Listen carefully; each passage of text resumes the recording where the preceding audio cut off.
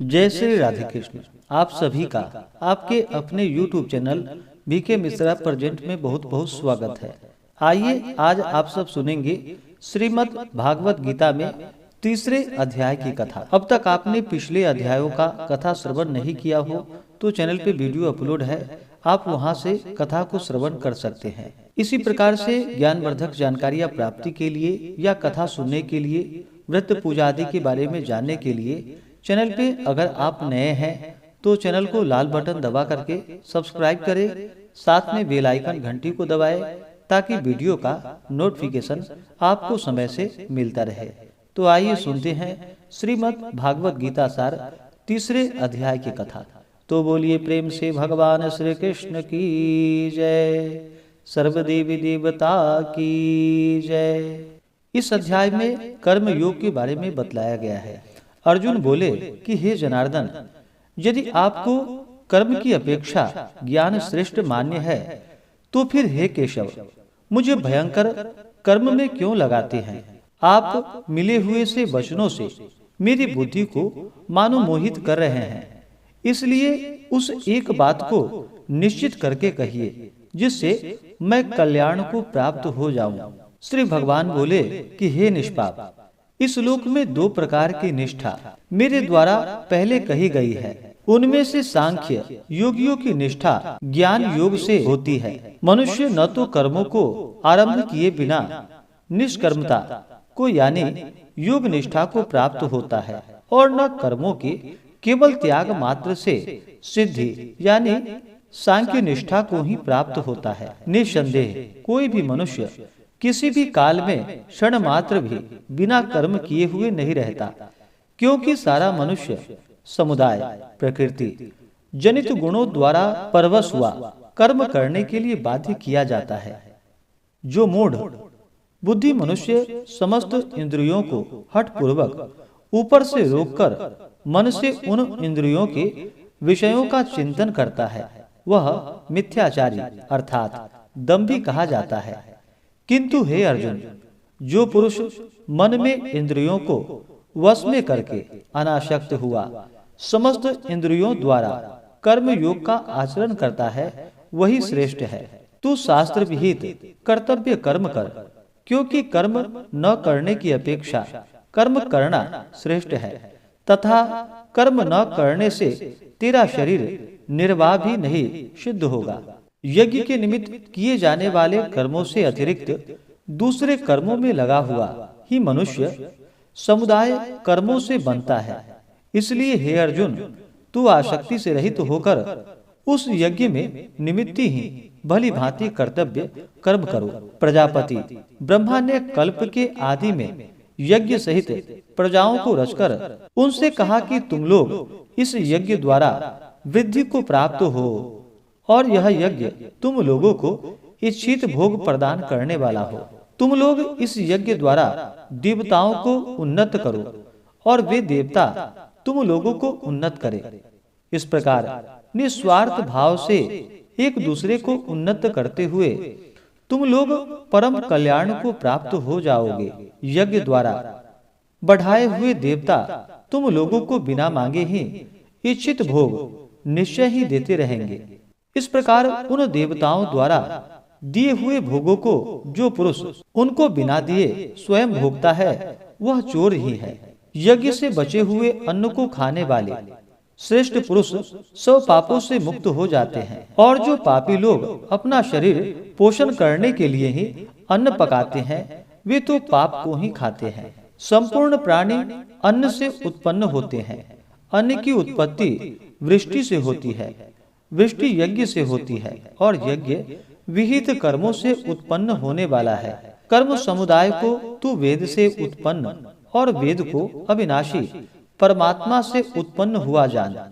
इससे सिद्ध होता है कि सर्वव्यापी परम अक्षर परमात्मा सदा ही यज्ञ में प्रतिष्ठित है। हे पार्थ, जो पुरुष इस लोक में इस प्रकार परंपरा से प्रचलित सृष्टि चक्र के अनुकूल नहीं बरतता, अर्थात अपने कर्तव्य का पालन नहीं करता, वह इंद्रियों द्वारा भोगों में रमण करने वाला पापायु पुरुष व्यर्थ ही जीता है।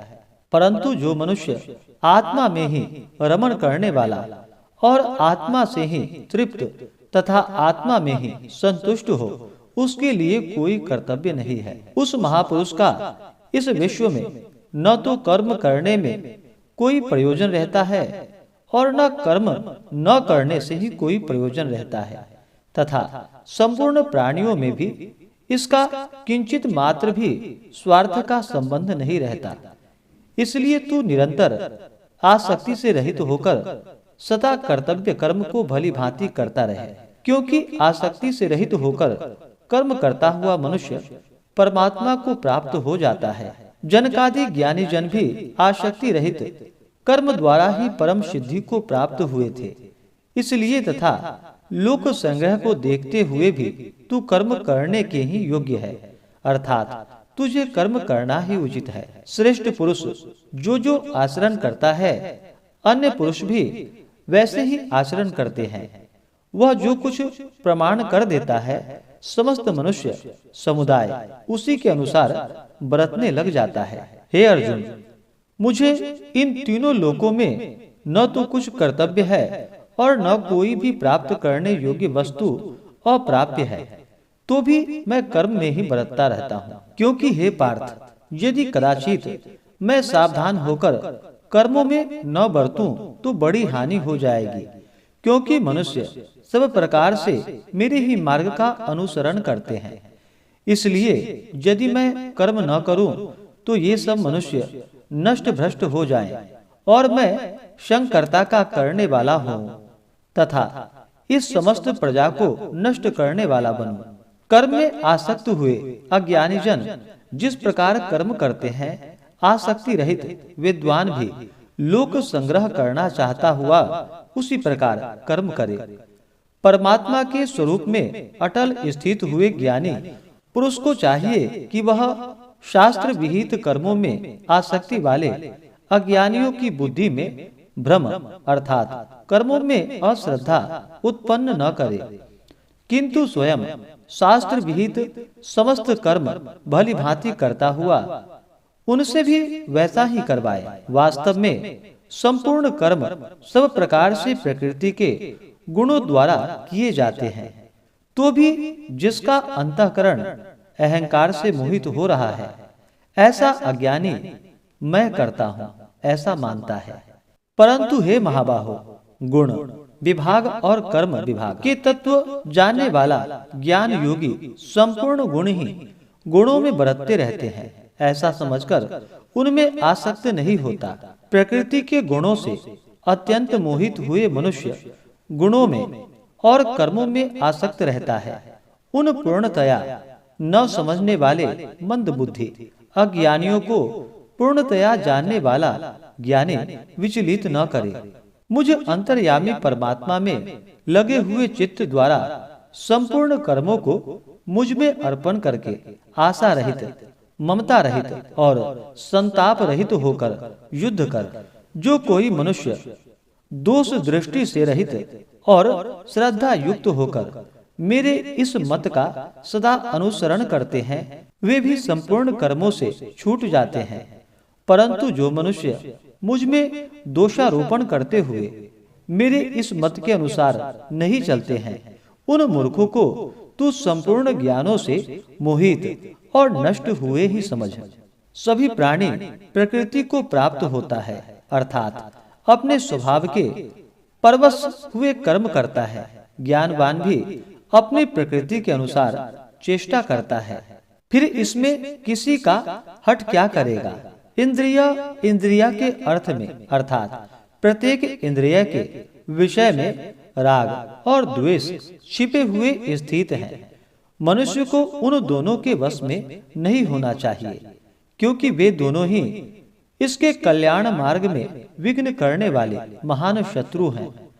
अच्छी प्रकार आचरण में लाए हुए दूसरे के धर्म से गुण रहित भी अपना धर्म अति उत्तम है। अपने धर्म में तो मरना भी कल्याणकारक है और दूसरे का धर्म भय को देने वाला है।